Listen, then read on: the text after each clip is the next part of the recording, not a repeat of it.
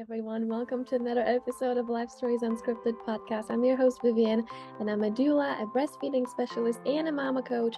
And I talk about everything related to preconception, pregnancy, birth, postpartum, and everything in between. So if you're a parent or you're trying to be one, this is the podcast for you, so stay tuned. Today I'm talking to Divya Madhur from India who struggle with pre and postpartum depression. So she's here today to share her insight and experience on that, but also cultural challenges that go around pregnancy and birth. If you like this podcast and you've seen some previous episodes, please hit the subscribe button now so me and you can share the word on awareness together.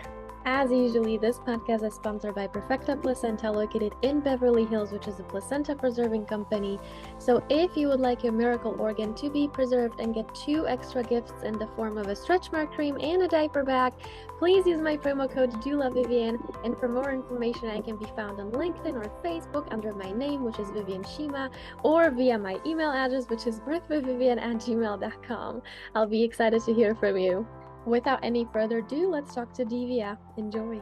Hi, Divya. Thank you so much for being here today. It's such a pleasure to have you. I'm really, really excited to talk to you. Thank you, Vivian, for having me. It's a pleasure to be talking to you and sharing all the stories and stuff that I've kept hidden inside. So really looking forward. Yeah. Wonderful. So, Divya, let's just dive right into it. I mentioned that you struggled with pre and postpartum depression, and that there were some cultural challenges that you faced. So please tell us how it all started. Well, yeah. Well, I got married, and there is a section of the society which believes that a boy child is superior than a girl child. And right after my marriage, there was always this pressure, always this demand, or this ask that I must birth a boy child. So that the few factors like the whole idea of a boy being superior than a girl. The other aspect is because, of course, girls have to be given dowry so that they can get married. I know all of this is illegal, still those practices are still followed. So there are various things why girl is considered a burden and a boy not so much. So for such reasons, and another thing is that boys tend to take care of the parents as they grow older.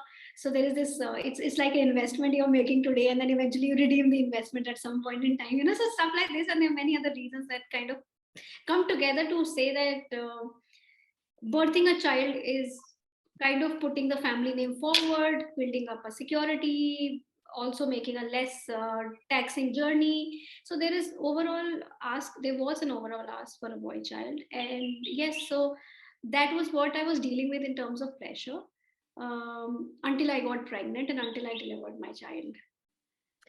And so what was your preference if you could choose? Uh, would you want to have a girl or a boy? Did you have a preference, or was it just I'm okay with both? Well, I think I've grown up as a single parent child. So I've always heard my mom say that girls are better than boys for various reasons that she's heard in her life and gone through in her life. Like our mindset is a sum of our experiences. So that's how she believed. And so that was one influence which I had, that I wanted to have a girl. Mm-hmm. Another was that I think I know how I felt as a girl, and I wanted to make sure that my girl child didn't have to go through all those things that I had to go through when I was young for being a girl.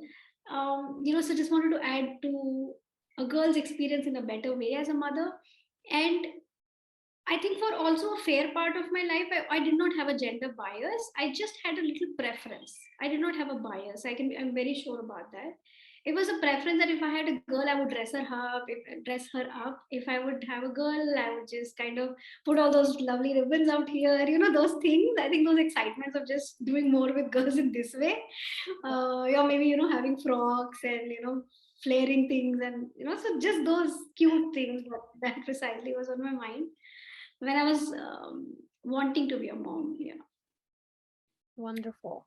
So you had this idea of when you would have a girl, you could like braid her hair and everything, right? And just do all those girly things. Um, so what would happen if you would have a girl? Would you be obligated in a way to have another baby that should be a boy? Well, yes, pretty much. Even though I was married into an educated family, but I believe education doesn't change the mindset of various things. It just teaches us some subjects.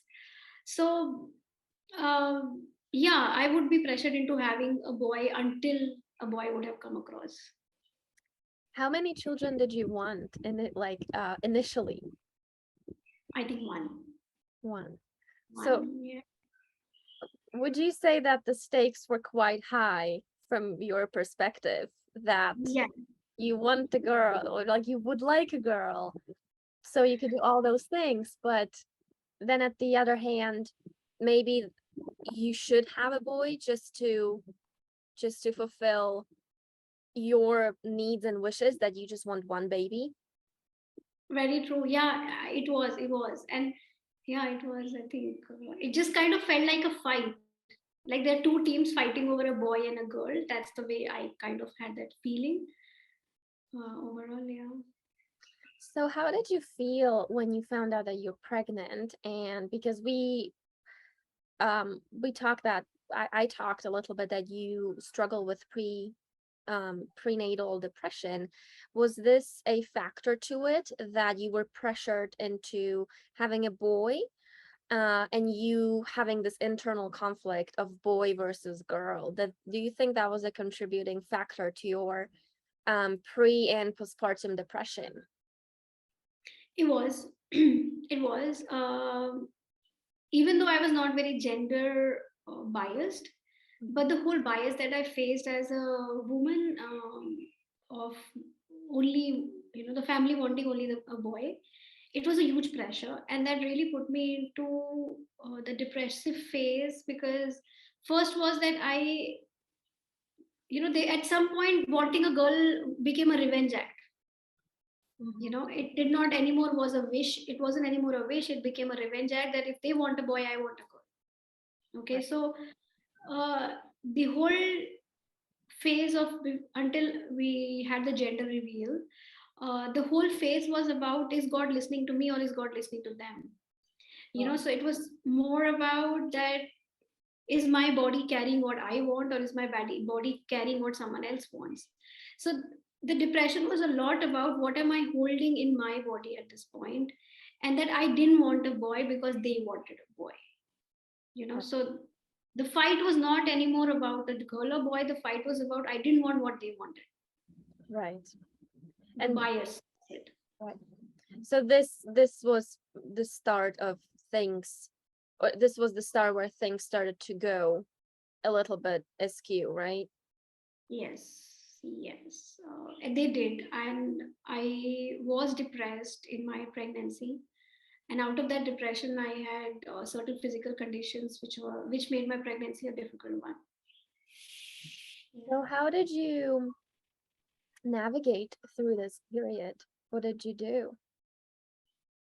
Well, I didn't have the knowledge and awareness of the tools that I now have, so there wasn't much exactly that I did, to be true. I just kept going on, and I just kept praying that God would listen to me.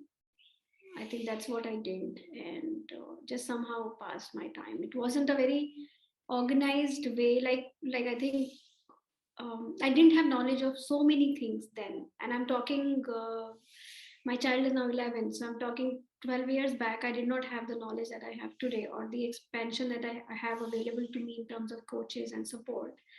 I did not have back then. I wasn't as open minded back then. So um, there wasn't support system apart from the medical practitioner. Precisely, yeah, that's, yeah. So did you feel any support during your pregnancy from your partner, from your family, from your, like you said, health provider? Yes, my partner, my then husband, was available, and he was supportive. So he would take care of my needs, whatever was possible. Precisely that. There was no family. We were just two of us living abroad, and there wasn't any family living with us. So we would have friends that we would go hang out with, because incidentally there were few friends who were pregnant together. So it used to be this whole pregnancy pregnant women gang kind of thing. So we would just go meet each other, and like one of my friends' childbirth just a month apart from me. So we would meet and we would do our chit chat, including our gossips about what's not right, kind of thing. So I think that was the support system that there was, but there wasn't a very organized form of support system which enables me to do better in the whole thing. Yeah, and the medical practitioner, she was very kind. So she was always answering and available for things that I was dealing with. So I would get to meet her once in a month. That's how much I met her, and yeah, so this is precisely how the support looked like. Divya, did you tell anyone what you were going through, what you felt inside, and maybe confining in people telling I might have, I might be struggling with depression? I have seen a lot of, as a child and as a young adult, I've seen a lot of rejection of what I felt.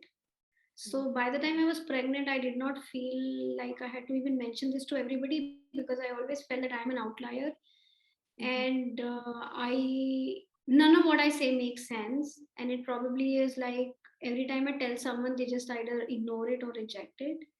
So there wasn't a safe space exactly for me to go and talk about these things, nor did I feel that I had to, because I had become a close person to this point about my feelings. Right.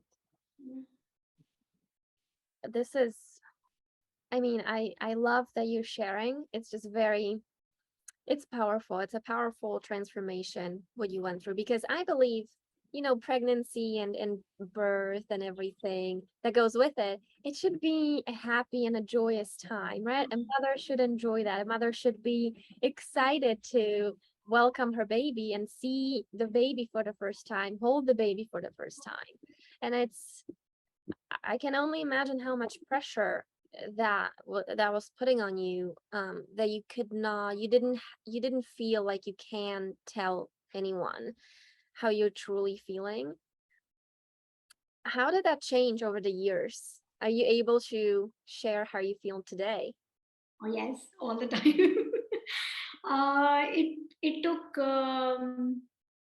it took a lot of me to be here. I've been on a healing and transformation journey for around almost 5 years now. I myself become a spiritual coach, and I kind of help people to express themselves. And all of this didn't come easy for sure.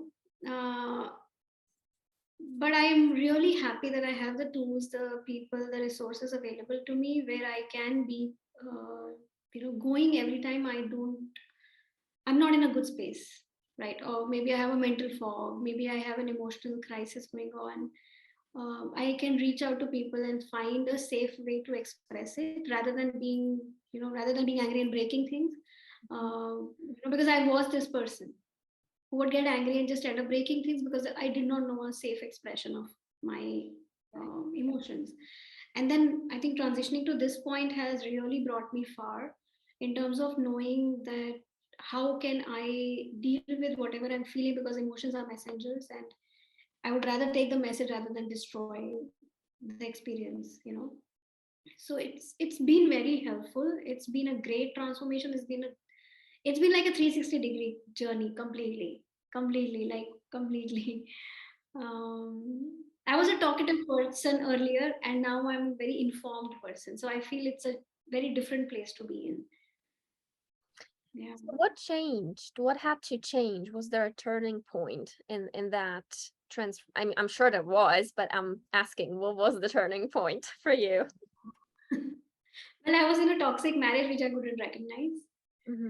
The marriage was toxic right from day one, but I couldn't recognize it because, again, the cultural environment programs you to see toxicity as love. I was programmed to see toxicity as love, where somebody's trying to discipline you, somebody's trying to put you in place, and things like those. So I think I came to the awareness. There was my path of to understand that my marriage was toxic. It took me to leave my marriage and heal myself. I'm now single and I am very happy that I am. So, it took me all of that to happen, that major life transition to happen for me to arrive where I am right now. Because in that space where toxicity was my breeding ground every day, I couldn't have stepped into my authentic zone because I was busy pleasing these people, whoever they were in my life. Now I don't have to. There's no need, and I can definitely choose a healthy relationship with anybody and everybody who I meet today, right? Like even for that matter, friends, colleagues, whoever I meet. So yeah, I mean, I can see it as a choice. I couldn't see it as a choice back then, and until the whole divorce process and stuff came around. I love it. I love that you mentioned the word choice and that you went um from a stage to being a creator to deciding for yourself. No, I do have a choice and I can do this. And I love it that you also, I think, it seems like you set boundaries with yourself and you redefined the relationship that you have with yourself as Right. well as with others, right? Because I think that's where it starts. It has to start from within. Otherwise, we're not really able to change much with our environment and the people that are in it.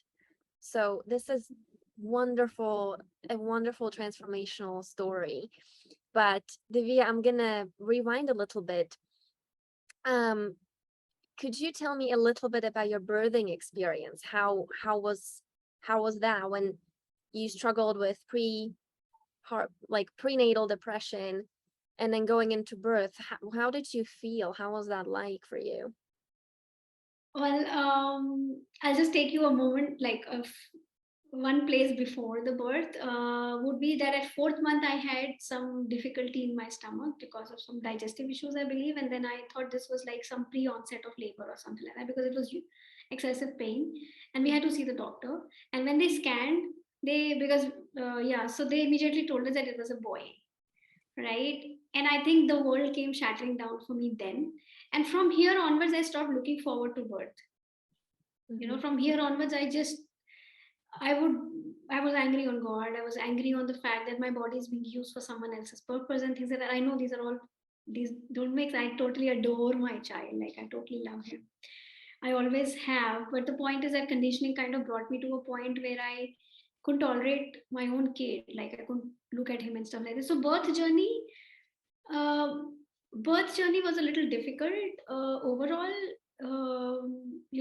There were certain conditions which it was an surgery. He wasn't born normal. We tried for a few hours and there were some complications and we went into surgery.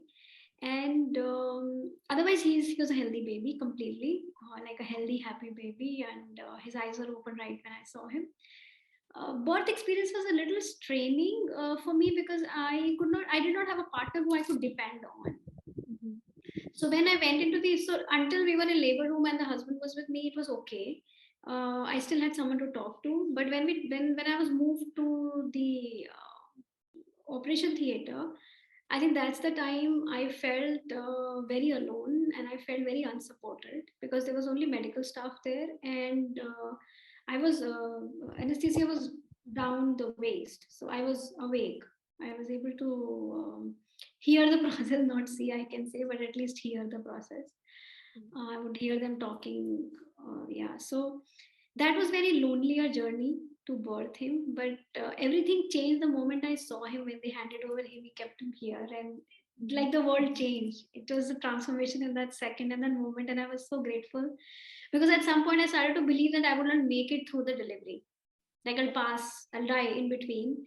So all I was asking was for my baby to come out alive.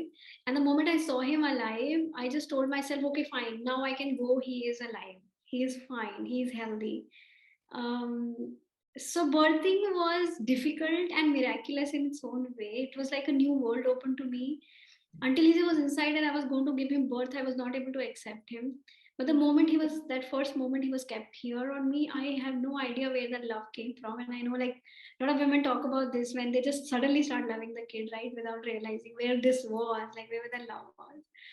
There was this whole rush of love which I didn't know I had for him, and I mean, even now when I'm thinking about that moment, I'm like, oh, that was just so special and real. It And if was you so. think about it, the baby, when you first saw him, um, you just realize that he wasn't here to hurt you, to Yeah. harm you. He he was just caught up in a internal conflict that you had and the cultural pressure that you felt. And that's not easy. And you have to, especially when, like you said, when you taught yourself to withdraw your emotions into yourself and not share them unless you're completely alone, and you express your anger. By anger, you express all of the other emotions, which was obviously not healthy for you, and you knew that, but you just didn't know a different way to cope. And then then you just realize that all this, it disappears, right? Because he's not here to harm you. He's essentially here to love you, and he loves you. So he already loved you in the belly, right? I mean, that's just, I just know that. Um, Yeah.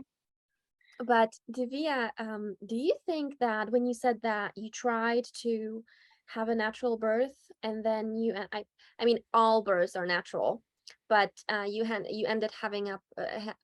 ended having a C-section.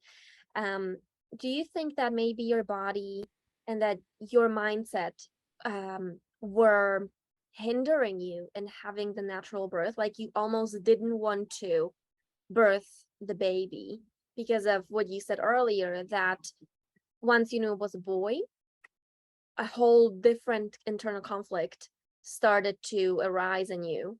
And then you said, I was not looking forward to labor.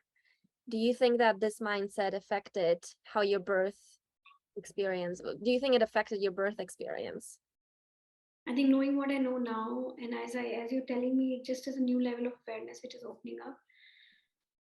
Yeah, it definitely would have affected my birth story because my son also had the umbilical cord around his neck. So he was suffocating, and that's why they had to operate and get him out.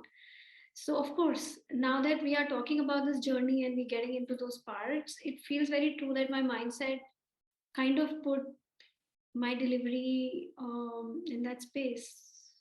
Like both my mindset and my heart space put us in that framework. Yeah, does feel very true actually. Yeah. Right. And after birth, we said that you struggled with postpartum depression as well. Did that just sort of transfer from the prenatal depression to the postpartum, or was the postpartum something new? Because you said that the moment you saw him, just all this love came out of nowhere almost. Um, what was that like? What were the first 2 weeks after giving birth like for you? First one that pops up is tiring, unexpectedly tiring. It was. Yes, it was definitely like okay. I felt I think with my child I was bonded.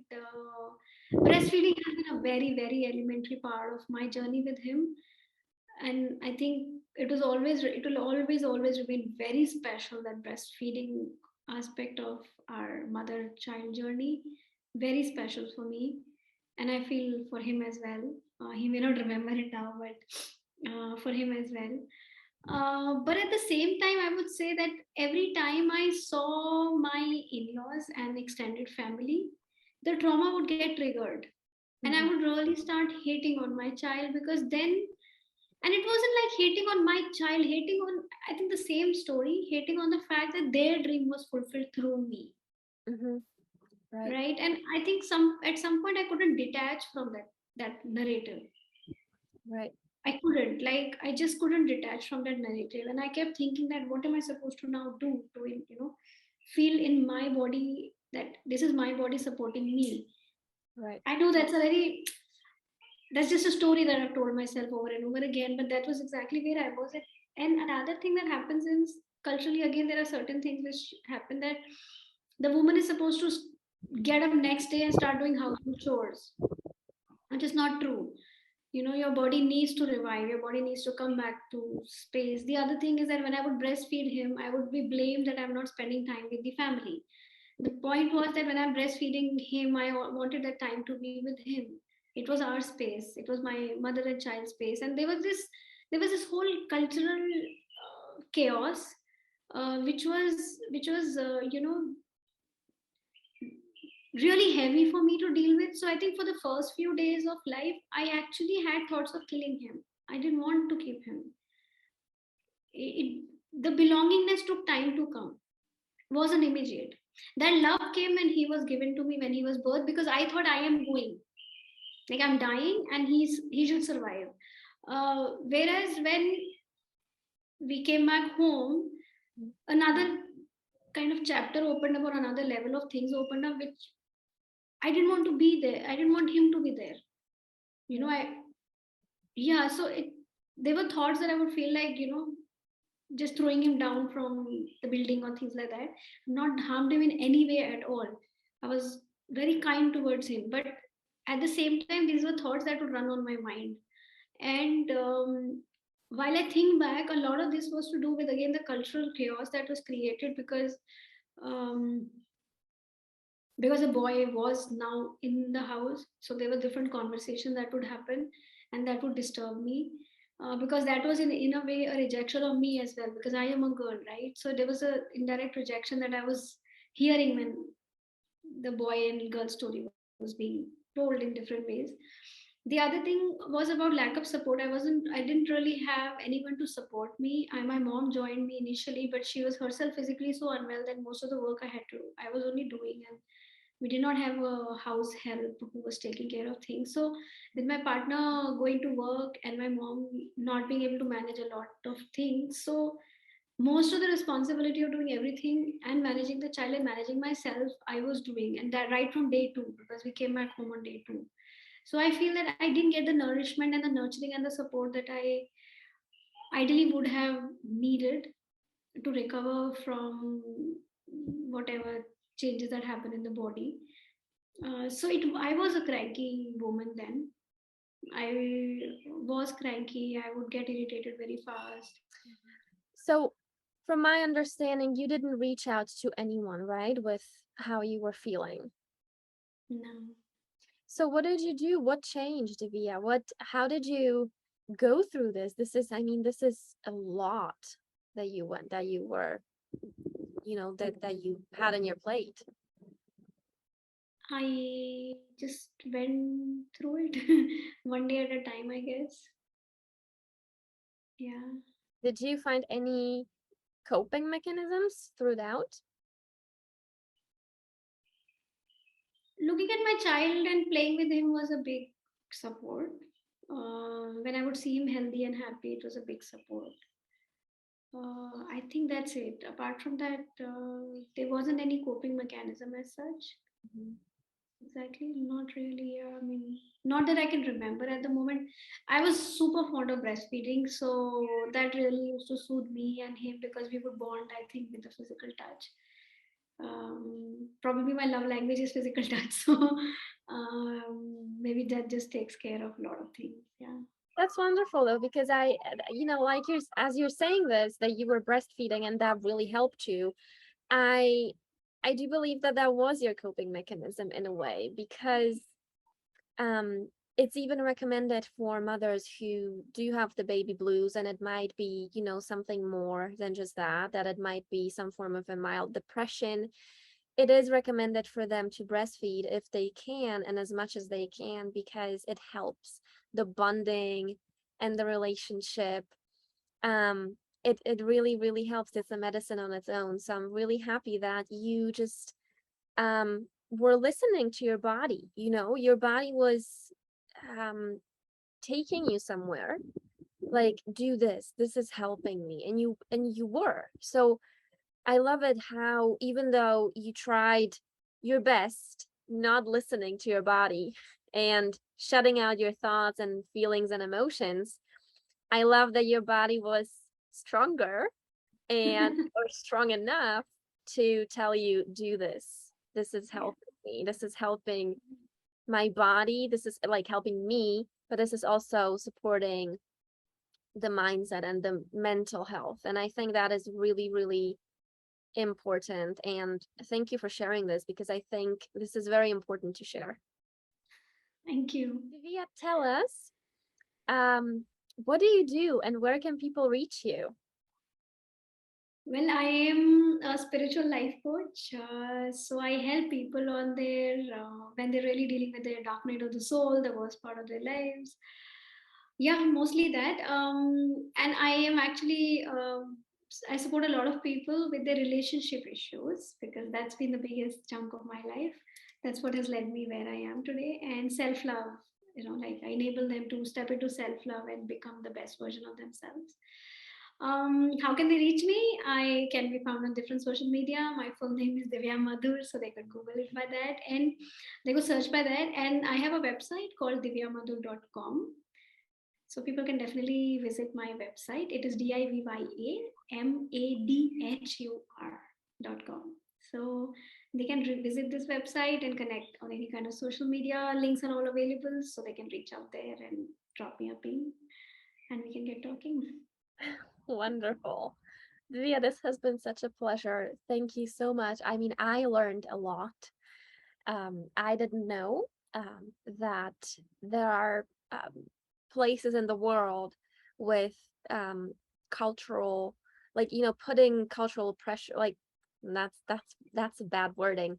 I didn't know that there were countries around the world where the cultural um, differences were, you know, very heavily focused on the women and what they're expected to do, what is expected of them. So thank you so much for sharing this. This has been very enlightening. I feel very smart right now. And I think you're a hero. I think that your story is inspiring, it's powerful, it's transformational, it's everything.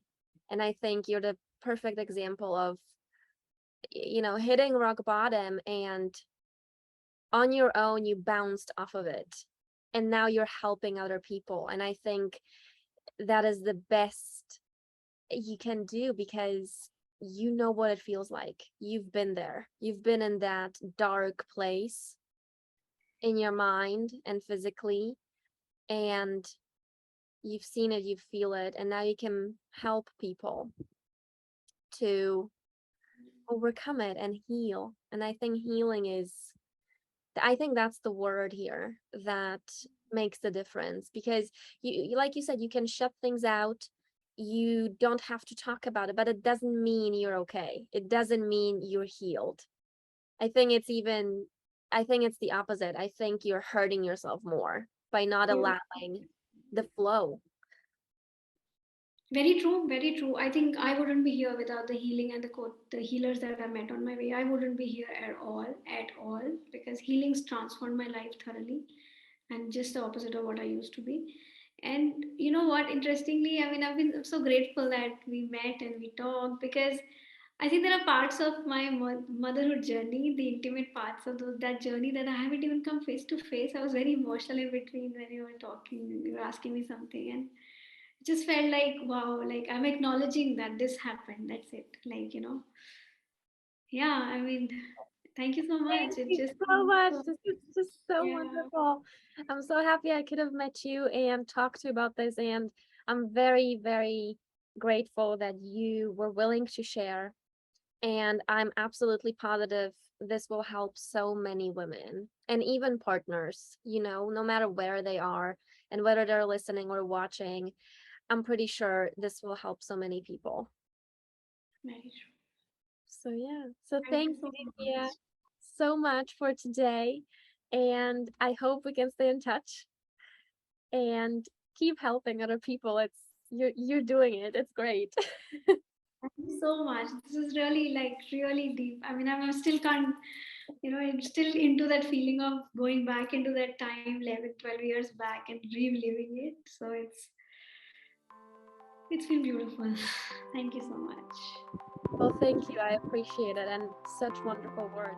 And just like that, we're at the end of yet another amazing episode. Let me know what you thought. I really enjoyed it. I hope you did too. If you did, please hit the subscribe button now so me and you can share and spread Divia's message together. If you're a mama, a health coach, or a spiritual healer and you have a story you'd like to share with me and the rest of the world, or you know of someone who has a story they'd like to share, please don't hesitate and reach out to me either via Facebook or LinkedIn, where I can be found under my name, which is Viviane Shima, or via my email address, which is birthforvivian@gmail.com. I'll be excited to hear from you. That is it for me for now, and stay tuned until next episode. Bye.